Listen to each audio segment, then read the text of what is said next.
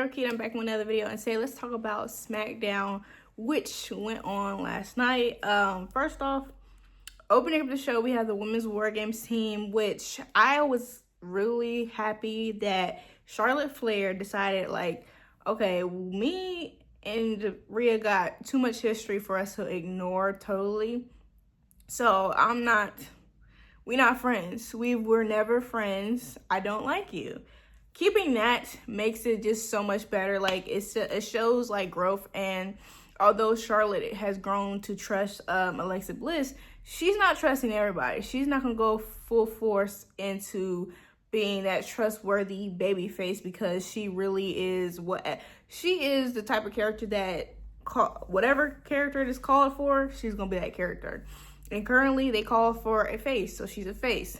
But she's not gonna be doing face things all the time. She's not. And everybody was looking at her crazy, but I'm like, the beef ain't too live for us not to be able to handle it on our own. And just you saving me one time is not enough to erase the past. I do see that her just, of course, going along with it, because later on into the night, they were attacked by Lash Legend, Nia, and the Kabuki Warriors. Now, Lash Legend, baby, that forearm is something crazy. Her and Nikki have dangerous forearms. Like, leave me be. But I'm very glad that WWE is treating Lash Legend like the threat she is. She wasn't really getting that treatment in NXT. Like, it was not consistently booking her strong like she is. It was very unbelievable. The matches she would be losing and the situations she would be put in would be too unbelievable for her ability and strength. So looking at her now and seeing how she's just looking like a absolute star is a breath of fresh air, honestly. Now, Miz and Jey Uso had a match for the last chance tournament, first round. Miz, like, I know I might be one of the only people that might say this and might think this, but I really love Skull Crushing Finale. That has to be one of my favorite finishers ever. Like, when I say ever, I don't mean I'm lying or no, ever. I really want somebody to make their own adaptation of that, or to take that move so we can continue seeing it even after the Miz stops wrestling, because we barely see him hit it because he's not winning matches. His matches don't go on enough for him to be able to hit it or for him to win. And honestly, I was mad that he didn't win against Jay, because I know Jay's not getting there. Not only is Jay, not because Jay can't do it, but Jay had his chance already to have a torch passing moment with John Cena. He's had many moments with John Cena, but the biggest moment you could have had is eliminating him in a Royal Rumble and winning it. And Jay has that. Jay has to say, like, oh, his last year, I was the one who beat him out of getting the Royal Rumble. That is the moment for Jey Uso. I don't need to see any other moments for Jey Uso. And I like Jey Uso. Again, I'm going to reiterate this throughout the whole. Jey Uso is good. He does not need a moment with John Cena. He's had Wiz. But The Miz, he was wanting that. He was wanting that. I kind of feel disappointed because they haven't had any interaction. And it's like, The Miz was the great part of John Cena's career. For them not to have any interaction is absolutely insanity when we have Logan Paul on the scoreboard for having a moment with him. It's like, do they think that was like a fever dream? Like, I'm sorry. Dragunov is real selective when it comes to his open challenges.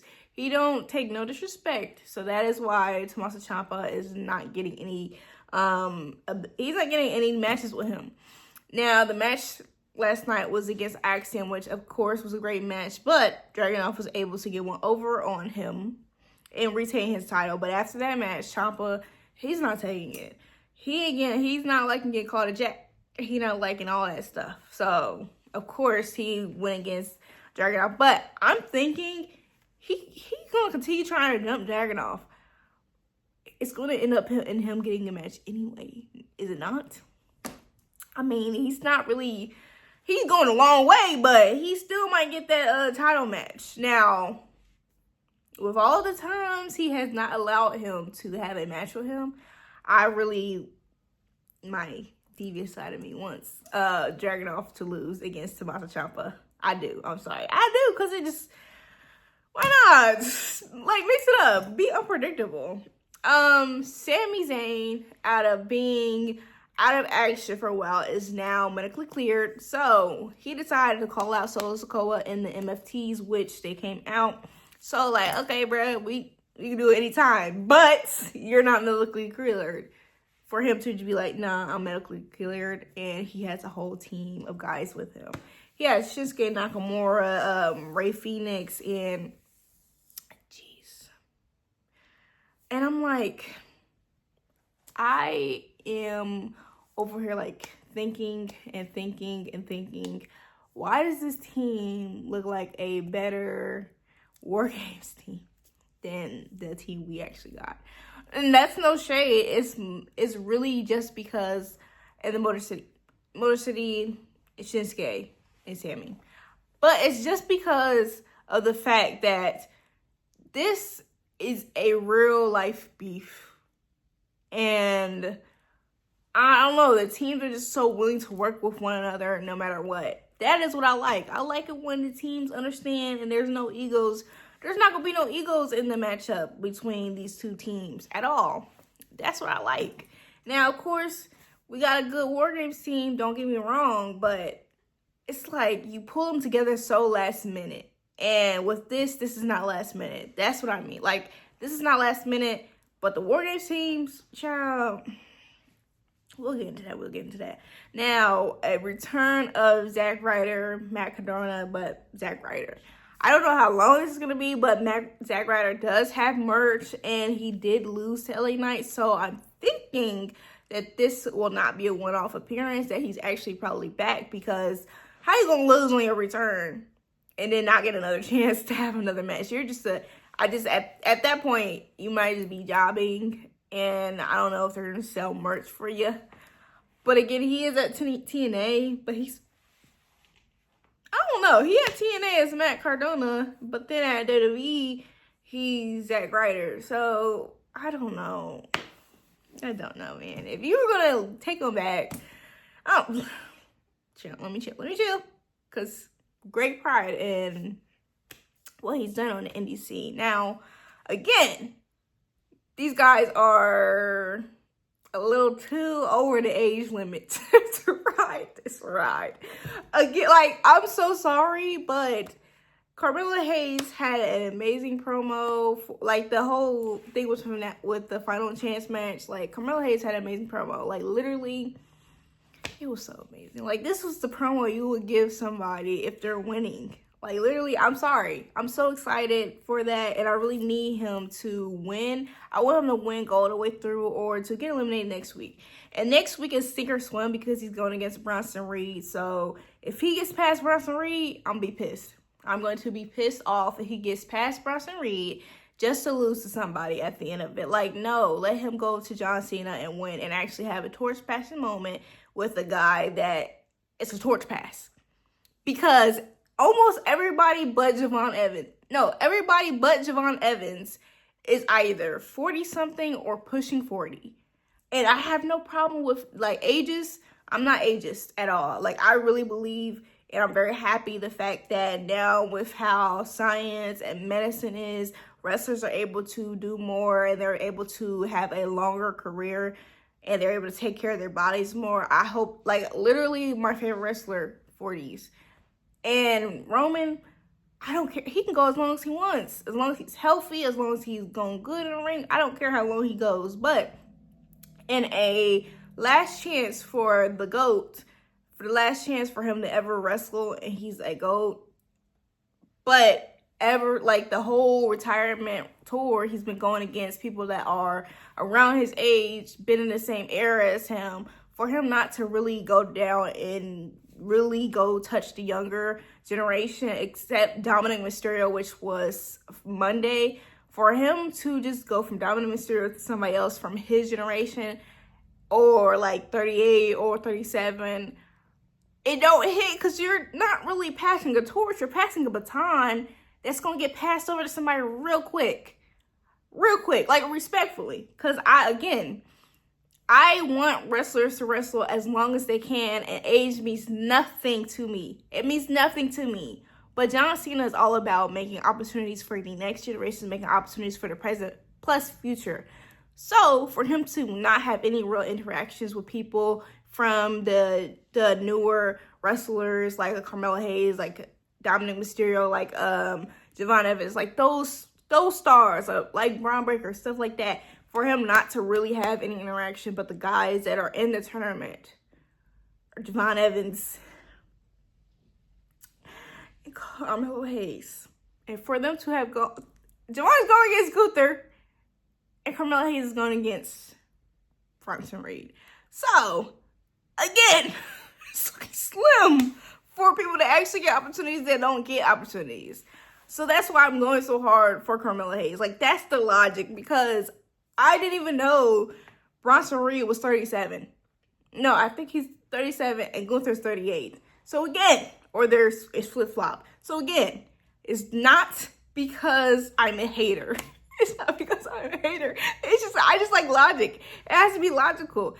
If John Cena gives me a spill on why we're having this tournament just for them to go in and do whatever they want, it just doesn't make sense. And I love for things to make sense in WWE. I really, truly do. Even though we're in a nonsensical type of thing, like wrestlers, all that stuff, it's nonsensical. It makes no sense.